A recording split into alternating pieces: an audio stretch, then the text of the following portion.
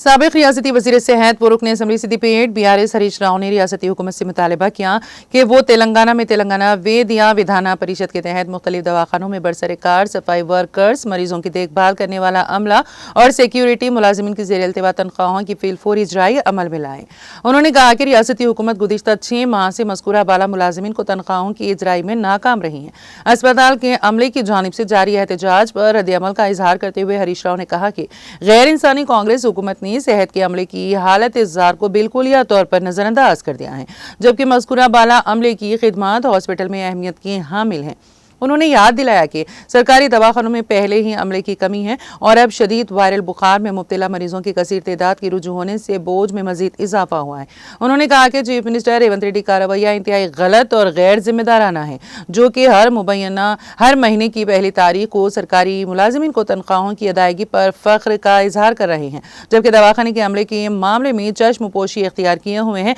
हरीश राव ने निशानदही की कि दवाखाने का अमला वाजिबुल अदा उजरतों की अदायगी के मुतालिबे पर